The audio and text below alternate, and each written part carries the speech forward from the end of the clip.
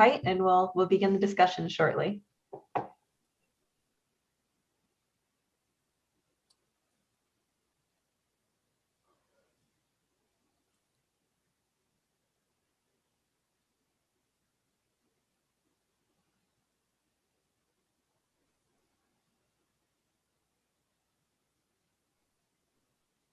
So good afternoon, everyone. I see we're getting participants joining from the waiting room. We're going to get started momentarily, so please hang tight. We'll begin very shortly.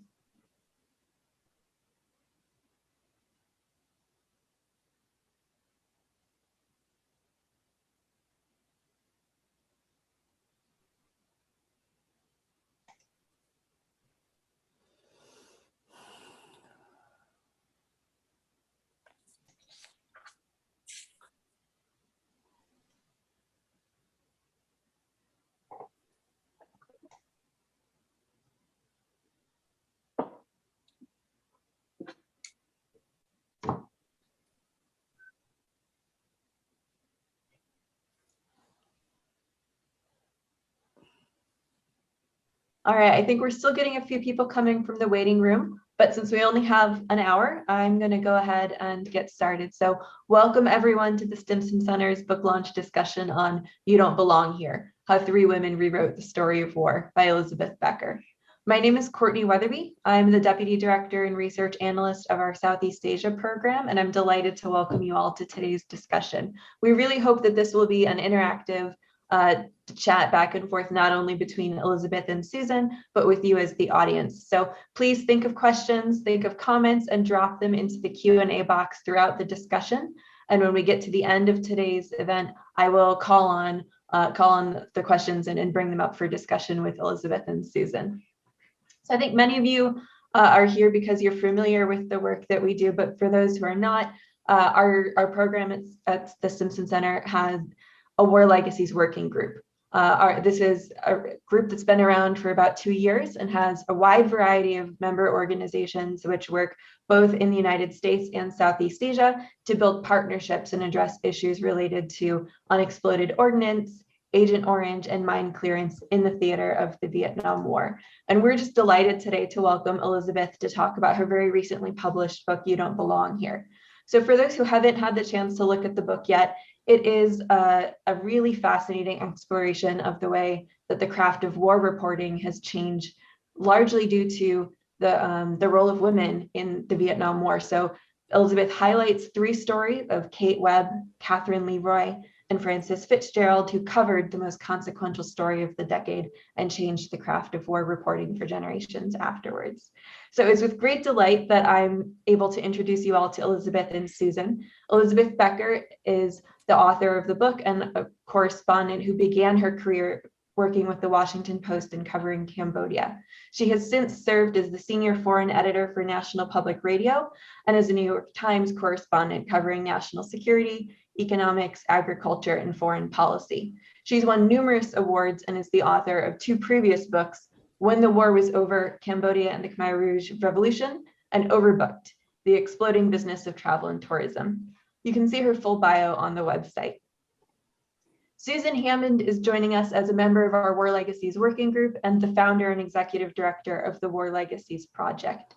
Susan's the daughter of a United States Vietnam veteran and has experienced firsthand the consequences of one of the most dangerous forms of dioxin, Agent Orange. And after extensive work in Vietnam, in 2007, Susan funded War Legacies Project and has since served supporting that project as executive director. And she's here to sort of discuss the consequences of the war and the role that women played as foreign correspondents with Elizabeth. So with great delight, Susan, I'm going to hand things over to you for the rest of the discussion. I'll be in the background in case anything pops up, and I will rejoin during the Q&A session. So thank you all, and I look forward to hearing this discussion today. Great. Thank you so much, Courtney. And thank you, Elizabeth, for joining us today. I remember reading your book when I first went to Cambodia, probably back in somewhere in the 90s. I forget when it was. And it really did have a huge help in me helping to understand the history of that region.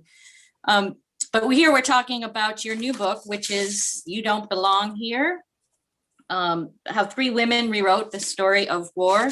And one of the first things that sort of came to my mind when I read the book over the weekend, and I read it straight through. It's a great story, but also has a lot of the history of the war interspersed throughout the story as well. So you get both their personal stories, their role in war reporting, but also learn about the war as well. But one thing I thought was like, I couldn't help thinking that if this was a male correspondent writing this book, they would be focused on their story. I mean, you have a history of being a war correspondent in Cambodia, and you just touch upon it very briefly in the end. Why did you decide to focus on these three women and kind of put yourself a little bit more in the background? Well, thank you, Susan. And I have to say thank you to Stimson, which has such a wonderful role here in Washington and nationally for bringing up Southeast Asia issues. The answer to that question is yes, I arrived in January of 1973. That's the tail end of the war. So I introduced myself in the preface. I'm going to be your narrator. Here's my background. But I followed in the footsteps of these women. It's their legacy. It's what they did. So I'm telling you that, one, I'm at the tail end. I appreciate these women, but also that I have a vested interest in telling their story. I do. And that's, I think, one of the reasons I think that this is the first time it's been told, because the men didn't tell it. And so Catherine Leroy and Frances Fitzgerald arrived in 1966. The war hadn't even barely been a year old. And Kate Webb came within 6 months after that. No, it was almost a year after that. So they were at the beginning. They had to pay their own way. If you'll allow me to remind everyone what it was like back then, women weren't considered at all qualified to be foreign correspondents. You would be lucky to have a job in a women's section of a newspaper back in the United States. This is before women filed their lawsuits to try to get serious jobs. Women were not considered strong enough to cover sports. And so these women all had to pay their own way. They arrived with no jobs. They had to write on spec, freelancing. They had to figure out how they could get their press credentials, how they could find housing, et cetera, et cetera. So they landed completely at a loss. They had thin to non-existent resumes. They had to make it up as they went along. So I just want you to put yourself into that mindset. And just another clue, women weren't even allowed to have credit cards. So these women are pioneers of the first order. And most men didn't even realize any of this. These women just showed up. I mean, they were called vagabonds. They were called hippies. They weren't of the caliber of the men. And more than one said, you don't belong here.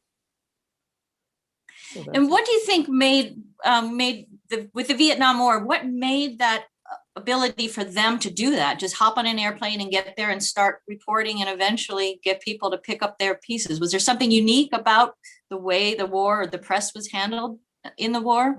Very much so, yes. And that was the gift to the women. The United States did not declare this a war. President Johnson, Lyndon B. Johnson, who inherited the war after the assassination of President Kennedy, he wanted to keep it at a police action kind of level. There were different congressional laws passed, but there was never a declaration of war. So you had a very loose kind of regimentation of the press corps. In World War II, all the reporters were male who were accredited to be on the battlefield. Women were not given accreditation to be on the battlefield. They were prohibited. They had to be back with the nurses. And that ban more or less was still in place when Vietnam started. But because it was not a declared war, it was not imposed. So there's been no war fought by Americans before or since where there was so much freedom. I quote one reporter saying that a press card in Vietnam was like a year rail card. You could hop on a helicopter, you could get on an APC, as long as the commander said it was okay. So the whole openness meant that the women could slide through. And there are so few of them, they weren't noticed until one day when they were noticed. And that was early on, 67. A reporter from Hawaii named Denby Fawcett, who left the women's section to try to cover the war. She was with a unit from Hawaii, and General Westmoreland came to inspect them. And he knew Denby from Hawaii. His wife played tennis with her mother. What's the likelihood of that? And he said, Denby, what are you doing here? And she said, I'm covering this unit. And he said, how long have you been here? And she said, maybe 2 or 3 nights, something like that. He said, oh, how interesting. He goes back to Saigon and says, what's going on here? Women aren't supposed to be in the battlefield.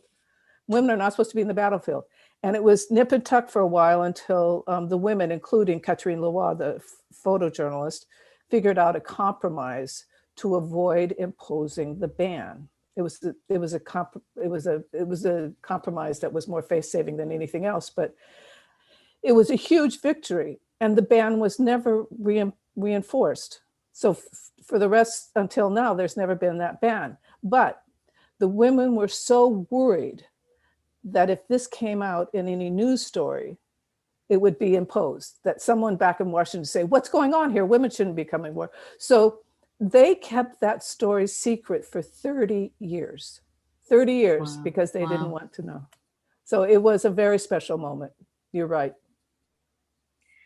Now, you mentioned in the book that the women really were kind of, loners of sorts. They didn't really, other than that incident when they got together to fight that potential ban, they really kind of were independent from each other. Is that correct?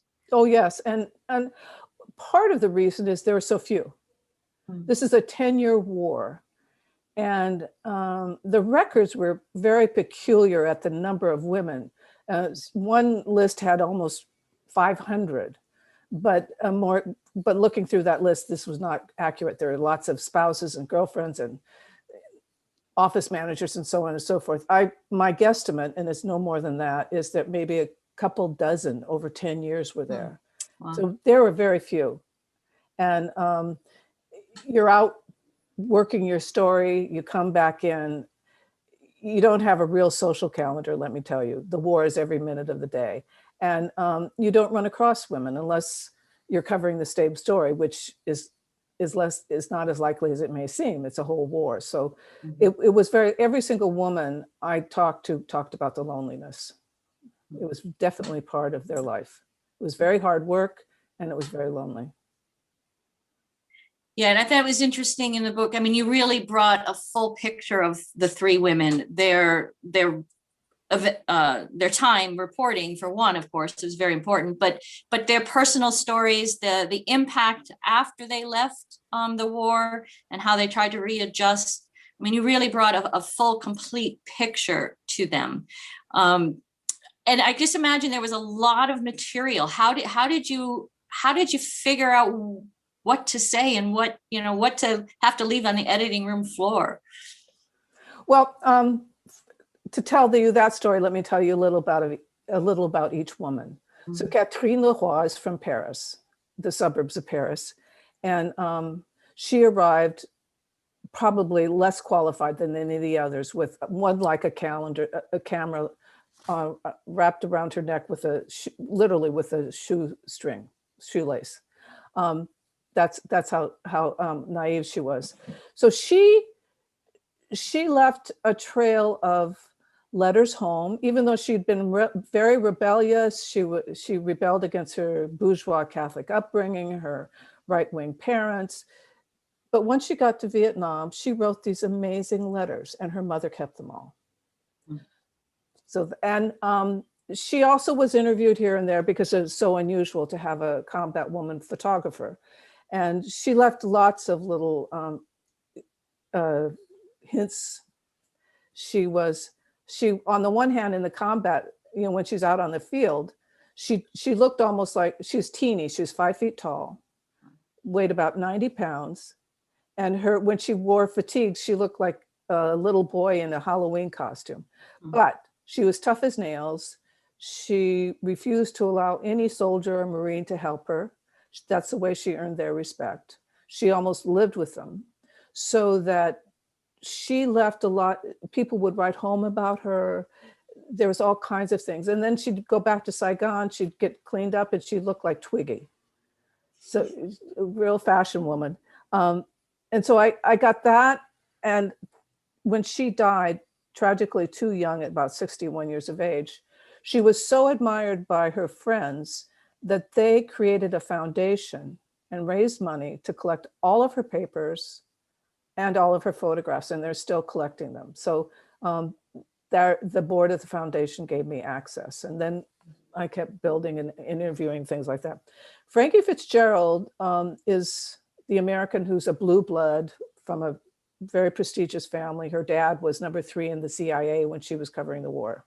She knew what the elite circles were. And so she had letters back and forth with her father and her mother. And she was so successful because she looked at the war from the point of view of the Vietnamese history, the Vietnamese culture, the village level as well. Mm-hmm. And she almost pioneered that. If you read her stories now, they hold up better than just about any. And it led to her classic book, Fire in the Lake, which won the Pulitzer, the National Book Award, the Bancroft. So she, at the time, she was famous, I would say, of all of them. And she was asked to put her papers into an archive in Boston University. She not only put those papers, she put all of her papers in. Papers that I'm just so impressed. They're so personal and intimate. I mean, I don't know if I would have the nerve to do that. So I was enthralled with that. And then Frances is still alive, and she was generous with her time. And then you have Kate from Australia. You notice this is 3 women from 3 different continents.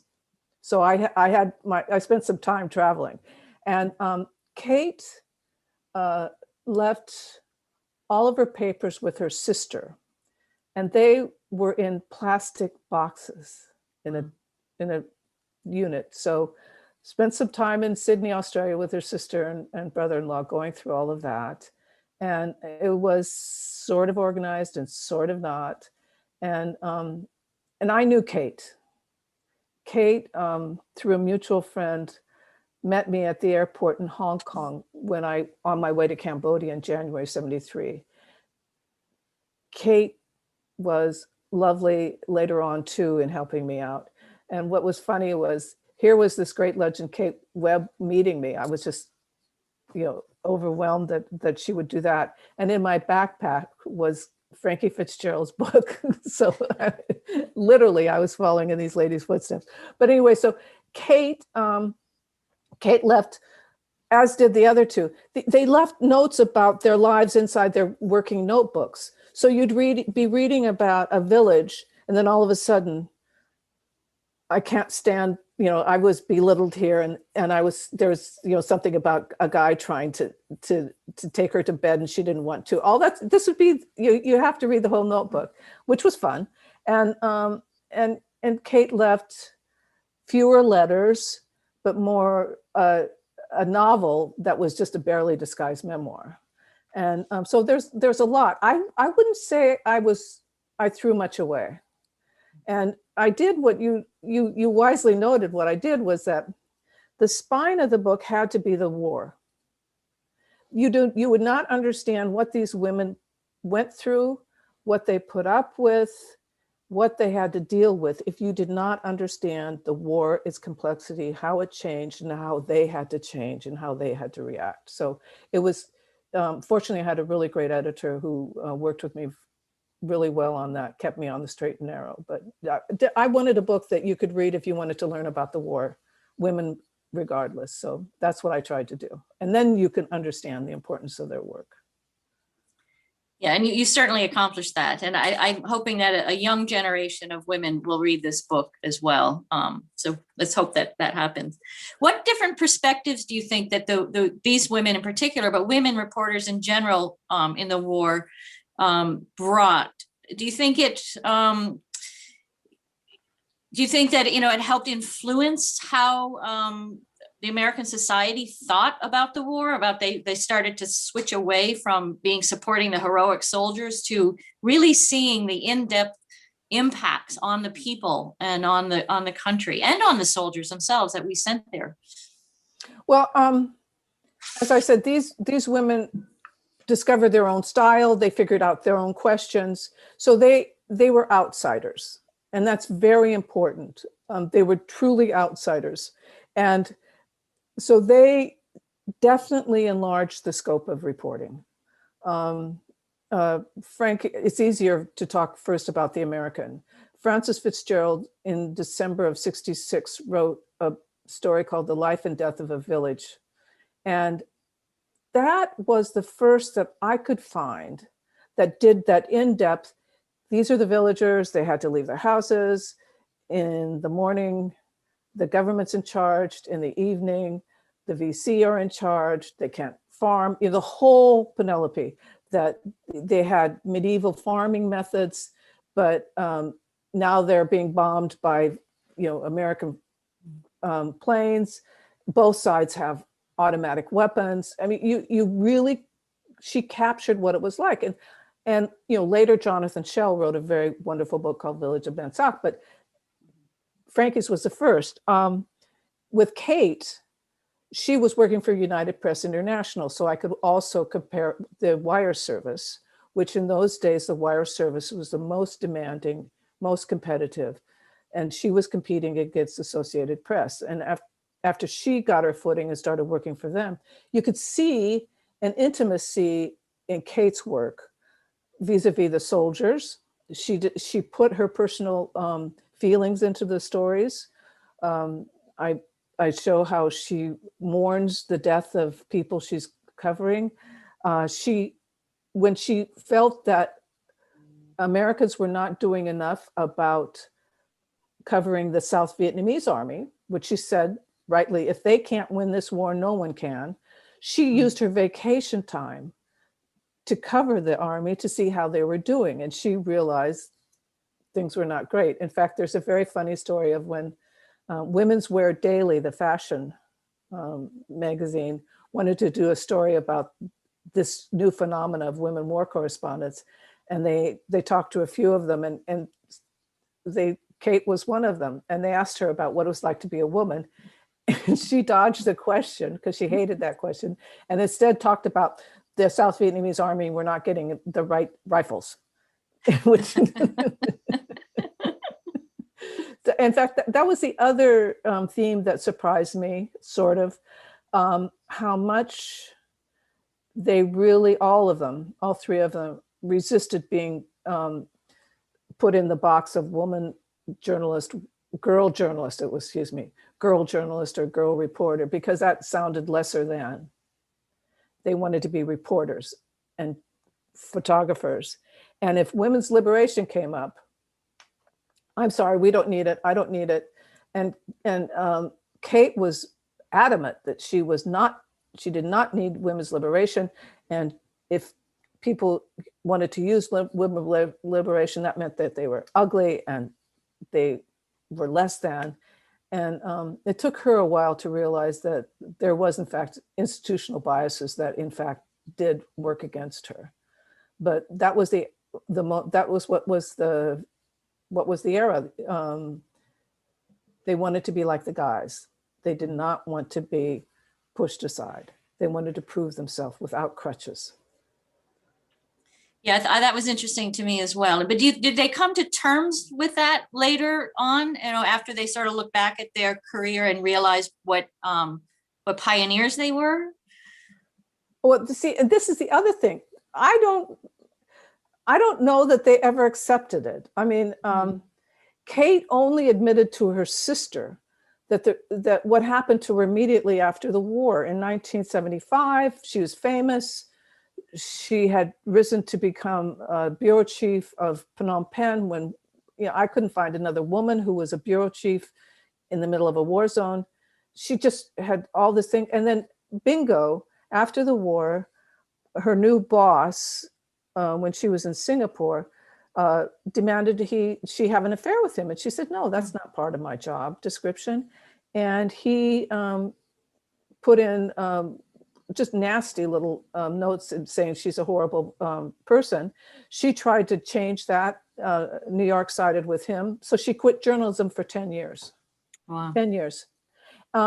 Did she ever consider it? She never quite accepted it. I think Frances Fitzgerald, I'm not sure she would call herself no one would. But see, that was the thing, and why it took so long to write this is that when you're in the middle of it, you don't know that you're in the middle of making history. You're covering history. You are not history. And Frances Kate died not long after Katrine, and she was also in her early 60s. And Kate, there's a prize named after Kate, the Kate Webb Prize for Asian Journalists. Katrine was the first woman to win the George Polk for photography, the first woman to win the Robert Capa Gold Medal Award. I don't know that either of them would raise their hand and say that. And Frances, my gosh, her book won more awards than her book about Vietnam won more awards before or since. I don't know that she would call herself one either. It was just not the era. You did not draw attention to yourself that way. Definitely not. Interesting. How are things different today for journalists? I mean, now we've been at war for 20 something years in the Middle East, and you really don't see much about it anymore on the front pages. And one of my concerns is, with the war in Vietnam, I even remember seeing it on television, and I probably wasn't reading the newspaper, but it was a war that I have a remembrance of. And of course, my father was there, so I have a personal connection. And we're working on war legacies issues. And I think we find with people have a personal connection to the war. They might even have a personal connection to Agent Orange and how it affected their lives. So they have that connection and understanding of some way.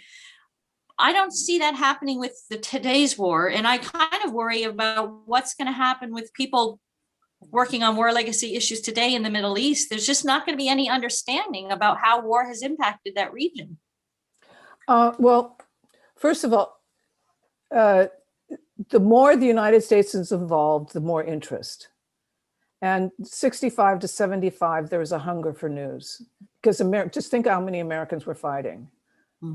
This was a draft. Tens of thousands, I can't remember the figure, and I don't trust myself with numbers, but all of America was affected. And if they weren't fighting, they were protesting. If they weren't protesting, they were writing about it. I mean, the country was consumed by it. It was the American war. Now, and the journalists, it was not as destructive for journalism. So now, how many soldiers are in Afghanistan? How many are in the Middle East? It's very hard. The journalism, I would tell any male or female freelancer to think twice before going to the Middle East. It's hideous. The journalists are being captured, used as hostages, the horrible instances of beheading. It's just not worth it. And if you're not a staff member, do not go near that. And secondly, as a country, we're a little more insular, aren't we? We're a little more insular, especially after the last 4 years, where we've lost the curiosity about what's going on in the rest of the world. So that's part of it.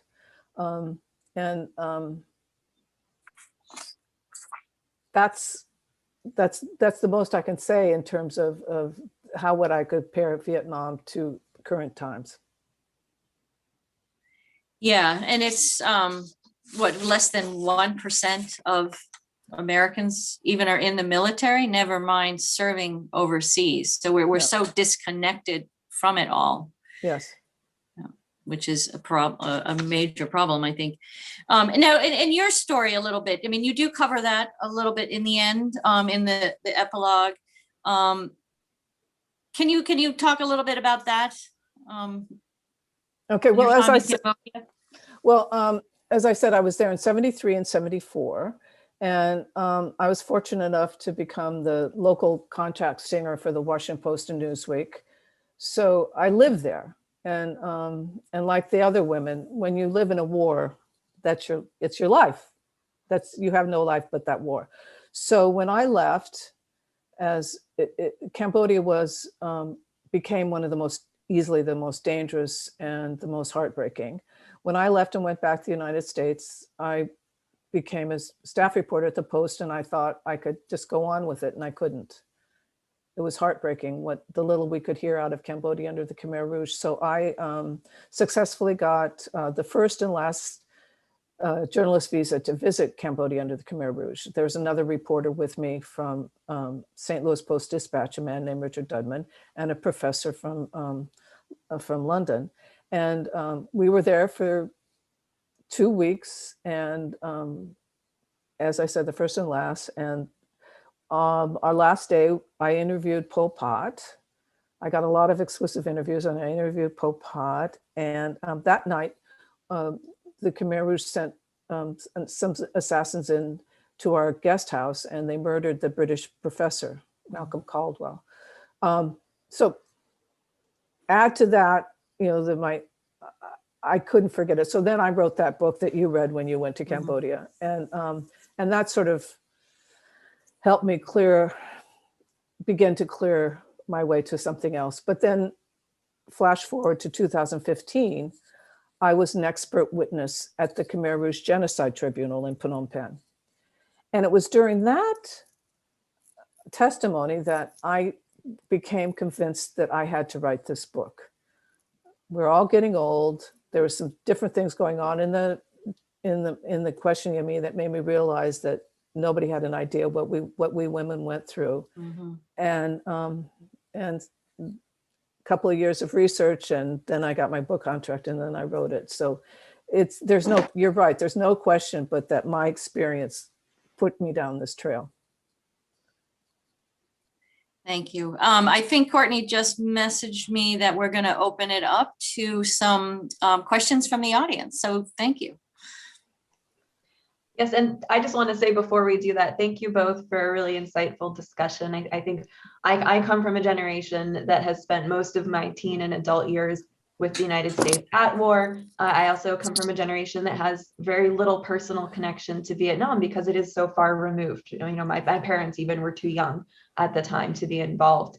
So it's a real insight to hear you both talking about not only the way that the world has changed, the way that America has changed, and the way that it engages globally, and also how the role of women has changed, because obviously we're at a time right now where there is sort of a revival of conversation about the role of women and the challenges that women face. And I think it's a very different conversation than what was happening at the time about women, at the time you wrote your book, about when women were sort of breaking through barriers, but not talking about it in the same way. So I very much look forward to reading the book, Elizabeth. And I hope that some of the questions coming in may also sort of look at those changes. But the first question that I really want to ask is related to sort of the role of women reporters during the Vietnam War and getting at the truth of what was happening. So one of our attendees has asked, reporting on the truth during wartime is hard for any reporter, regardless of gender. How do you think women joining reporting in the field really changed the way that the war was reported on globally in terms of getting at the truth of what was happening? And so, Elizabeth, this question was directed to That's you. so easy. Well, I'm not going to pretend that I can to go for the truth, but I can say that as outsiders, they are less likely to accept what's coming out of the powers that be. They tended to be more skeptical, and and remember, they came at a time that even with true skepticism throughout the press corps, not a lot, but not maybe not the majority, but there were certainly great reporters, skepticals, but they all still believed in the American mission. And these women did not walk in believing in the mission. So it requires, they had this strange mixture of being outsiders, not automatically accepting things, and also going and looking at different sources of information. And as all the reporters know, that you listen to whatever the spokesman says or whatever, but you have to go and you check it. And they had a naive, but as it turns out, important, expansive view of where you go to look for answers. So I'm not going to say that truth, but they definitely were able to come up with answers. Thanks. And I know you touched briefly on sort of the topic of the next question as you were talking through sort of the personal anecdotes that were recorded alongside observations of the war. But another participant today was asking, you know, when you're looking at the interactions between these three women and your own experiences and male reporters on the ground, did they try to help you, or were there many instances of the men reporters themselves trying to push you off or take control of the story? Oh, well, first of all, journalists are competitive. So we're just going to start with that base. But what you learn early on is the ones who are helpful. They're all going to be, but you know the ones who are above board, who aren't going to do you dirty. But of all the reporters, it was Catherine Leroy who got it worse. She, as I said, she was the only woman, when she was doing it, she was the only woman out in the combat. And that's the most masculine of the terrain. So when she started to be successful, and no one less than Horst Voss, the legendary photographer and head of Associated Photography in all of Vietnam, once he noticed right away her talent, the other photographers went behind her back, not all of them, but enough that when they went behind her back and they started a campaign to get rid of her press credentials. And so they worked, the head of Agence France Presse, which is essentially the top French reporter, he went and worked with the military spokesman to come up with a just completely wrong-headed argument that she was too competitive, too pushy, too loud, too coarse, and they wanted to take her credentials away. And it worked. At first, she lost her credentials, which would have meant that she'd have to give up her whole career. She fought back. Horst Voss helped her, but it taught her that she had to be very careful, that beyond the basic competition, she had to find reporters who she could trust. And it turned out that they were a couple of, like Tim Page, a British photographer, and an American, and it's going to go right through my head. What is your name? CBS reporter. So she had to be very careful. So there were people who helped, but more than the men, the women had to know who they could trust and who would not throw them under the bus. And this next question is a little bit broader, since it's not focusing on the interactions between journalists and other journalists, but the question is, can you generalize about the view of Americans, military and civilian, towards the press during the Vietnam War? So when these women were out in the field, obviously you mentioned briefly sort of the relationships that they had to manage with those who gave them access to the field, but did they encounter outright hostility? Was there just anger towards the media in general, and did that attitude change over the course of the war and their experiences in the field?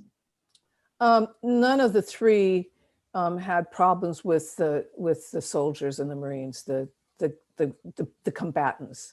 I mean, they were welcomed. All of their letters, they adore them. Katrine would write that I couldn't take their pictures if I didn't love them so much. So on the field, out there, away from the muckety mucks in Saigon, great. But they would come across commanders who just couldn't believe that they were who they were, who said they were. So once Frances Fitzgerald was on her way on a reporting job, and she'd already gotten permission, and the fellow who was to take her to the village looked at her press card. He said, "I don't believe you're writing for the New York Times Magazine." And she said, "But that's my press card and that's my assignment."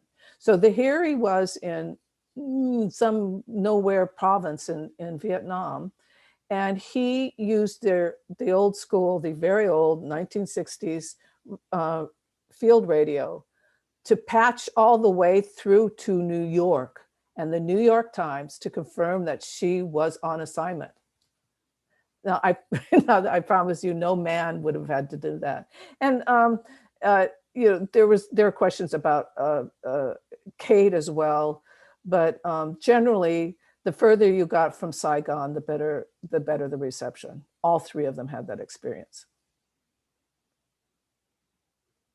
And just sort of the second aspect of the question, did you see, or in your observations of their letters, that changed at all throughout the war, or was that fairly consistent from start to end of their experiences in the field? I didn't see a change, no. I think the changes you can see in their copy, in their stories they wrote, that the change was in the field. I mean, that's why I wrote so much about what was going on in the war, that the disenchantment of the war certainly affected some of the exchanges, but not any way to their detriment, no. And thinking about, sort of the longer term impacts on journalism, we had one question, thinking of the challenges then, and then speaking of the challenges today, what do you think about the state of journalism in the United States today when we're looking at sort of national papers that have slashed their staff, local offices that have closed, sort of a drop in the number of professional foreign reporters? What do you think the impacts are in the type of war reporting we get, and are there opportunities to turn this trend around? Oh, another easy question. Thank you. It's scary. I mean, the state of journalism in the United States is scary. There are there's the big ones that I fortunately have been able to work for, the Times, the Post, NPR, et cetera, et cetera. But so the tragedy is local journalism.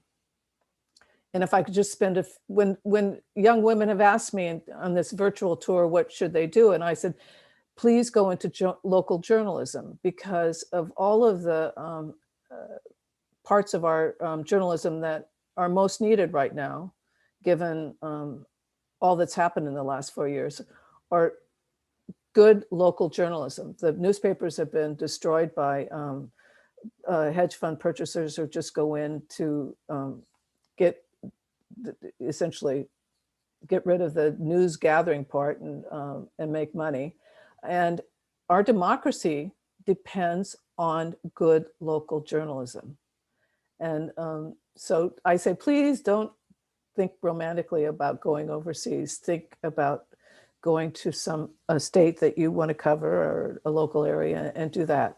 And in terms of the one thing I would add to what I said earlier about foreign reporting, what's totally different from our era is that the people of the country are reporting for us.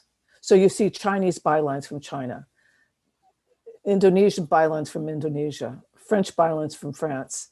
And that's an unsung change that I would love to see how that happened, because I love it myself. I think it's great. And I think that's one of the interesting things about how we now read our foreign news when it's written by people of the country.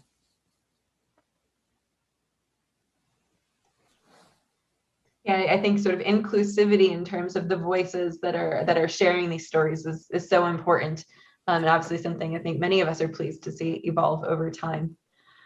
We have a question talking about sort of the evolution in war reporting since the Vietnam War era. So can you say a little bit more about how the reporting done by these women has changed the way that war has been reported on after the Vietnam war era? So for instance, looking at more recent conflicts in the Middle East, can you point from your own observations or experience to sort of major shifts that you can track back to these three women or other women for foreign correspondents during the Vietnam War?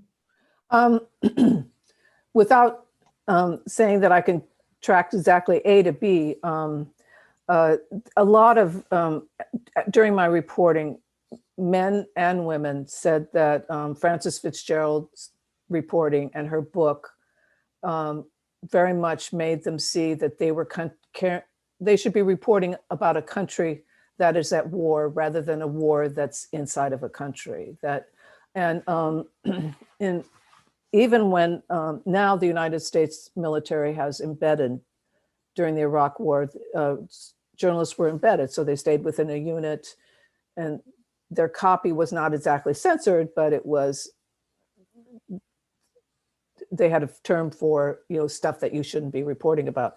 So news organizations often had an embedded journalists with the military, but also other reporters in the country, so that you had a fuller scope of the coverage. The wars themselves, again, they have become so dangerous, and journalists have been perceived as targets too often, that locals are more often going to be covering it than foreigners in many respects. And I'm not sure that we have a full, always have a full view, because the locals are, they won't have the resources to be covering it as well. So I wouldn't add anything more to that. Thanks. And I'm actually going to combine a couple other questions that have come up, specifically looking to sort of the response in Vietnam to the role of women as foreign correspondents. So we had one question specifically looking at Frankie Fitzgerald's work. Did her work get any specific or unique reactions from the Vietnamese community, either during the wartime or in the years since? And then separately, there was a question about sort of, have you had the chance to go back to Southeast Asia in recent years and sort of look at this from a modern perspective, looking back at the relationships that has evolved since the war and the role of journalists within that? Sure. Frankie would be the first to say that for all, don't look at just the disadvantages of being a woman journalist, look at the advantages. And we all felt that way, that during the war, women would talk to us, whereas Asian, in those days, Vietnamese, Cambodian, Lao, they would be a little more intimidated by the men, but they would talk to us. And we would be more likely to ask them questions, so that you would know that there's a certain woman in this village who knows a lot. Or when you went to the market, you can say, well, so who do you have to pay to get your rice under the table? And so there was a huge advantage. And then of course, there's always the men who want the officers or officials who want to impress you because you're a woman, and they want to be seen with you as a woman. So that was happening. What's changed is that within those societies, there has definitely been, women are educated more, women are trying to take a greater role. Women are, they still face very specific and very sometimes medieval barriers, but you can see that the role of women has changed. But in all three countries, journalism has grown tremendously. Now, it's not a free press. Cambodia was the only one that for a while had something resembling a free press. And a few years ago, I will just call him the head man, dictator, whatever, Hun Sen got rid of the free press. But there's really great journalism going on if they can find a route. But they can even find Cambodia, Vietnam. You have some real journalists, some really great writers, great novels about the war. So that wasn't the case during the war. You did not hear that Vietnamese voice. You had writers, official writers from the North, but North Vietnam, but that very much, that was, good writing, but was party line. But now you have really a growth of literature in all three, and that's very exciting. I think we've got time for probably 2 or 3 more questions. So I'm going to combine a couple of them. So we had a few questions about how your experience as a war correspondent shaped your reporting after the war, as your career developed and you moved on to cover other issues. And similarly, we had a few questions about sort of how these 3 women's experiences were impacted and future careers were impacted by the war. So I think you talked briefly about some of the challenges and how one of them chose not to be a reporter for a decade. Can you talk about the way that their experiences in wartime shaped their reporting after the war for those who did continue to be correspondents? Well, Frances Fitzgerald went on to write very original books about topics before they were known, before people realized how important they were going to be. Like, she wrote about retirement communities in Florida when nobody was thinking of them. She wrote about gay community in San Francisco when everybody was, that's the last thing that anybody wanted to write about. She was among the first to predict in Iran that Khomeini would overthrow the Shah. So that originality, the ability to see through stuff, that continued through her career. And just a year or so ago, last year, she received a big award from Bancroft History Prize. Was it? Yeah, I think for Lifetime Achievement Award. I will say about all 3 of them. Of the 3, Frankie's the only one who married, and she married at the age of 50. No children. So the work they did not lead to, what stable kind of life per se. Not that a single life isn't stable, but they, as pioneers, you just didn't see the same kind of easy finding a partner, etc. Kate, as I said, Kate and Katrine both suffered from severe PTSD when PTSD wasn't recognized in soldiers, much less reporters, much less female reporters. And neither was ever treated. They resisted treatment because the guilt and shame was such. And I talked at length with Kate's sister, and she said you just couldn't do it. So she was essentially a functional alcoholic the rest of her life. Her work was surprisingly good, but by the end, she was very ill. She continued smoking and drinking and not taking care of herself. So that, I think, now, how did it affect reporting? I mean, for Kate, she became synonymous with the foreign reporter who wanted the local reporters to take over. Wherever she was stationed, be it Korea, Afghanistan, Indonesia, she made sure locals were lifted up. And because of that, when she died, the Kate Webb Prize was created. And that is awarded every year to the Asian reporter who shows the greatest amount of courage and skill in a difficult situation. And Katrine, she did pretty well. As I said, she just broke all those barriers, won those awards, but she never quite got the traction she would have gotten as a man. And she became very prickly. She's the type of person who, the more it didn't work out, the more she was shooting herself in the foot. Again, PTSD written all over her. She ended up dying of cancer alone, so to more or less, and broke. I mean, she had no money. And that's why, I mean, it's so impressive to me that nonetheless, she had these devoted friends who loved her as a person and loved her work and created that foundation, the Catherine Leroy Foundation. So not easy to be a pioneer in a war zone.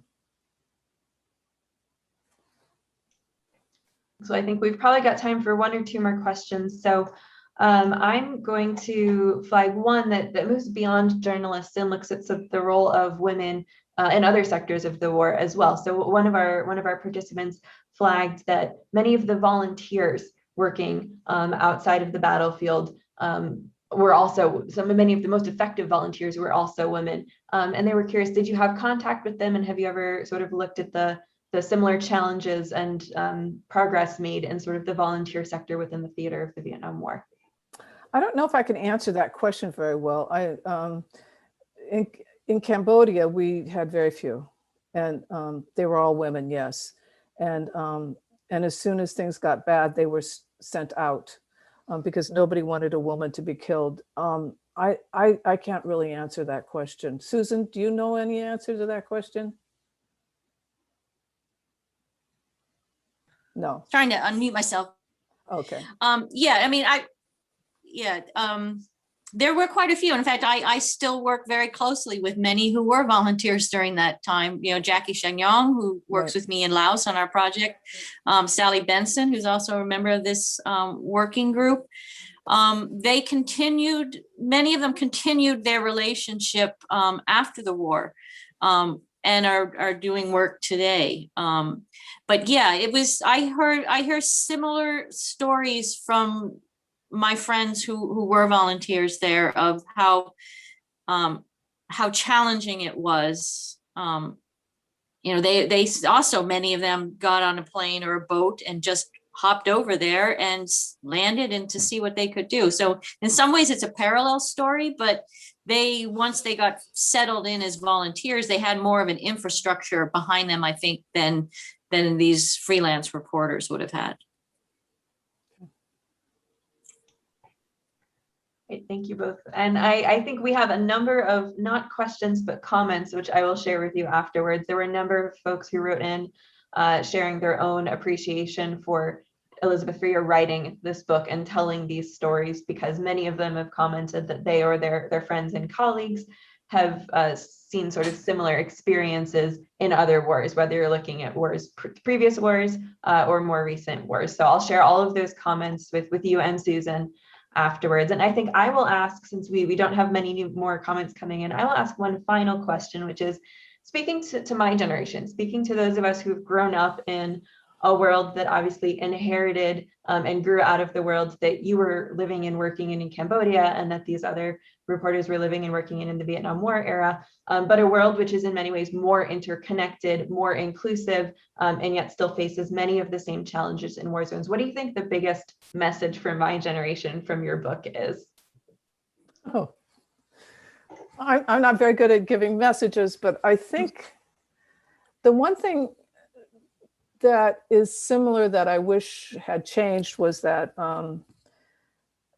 America expresses its foreign policy too much with the military and not enough with diplomacy. I mean, that's a very simple thing, but I don't think we should ever forget that. I covered the Pentagon for a while for the New York Times, and you know, all through all those years, it was always easy to get more money for the Pentagon and easy to cut State Department.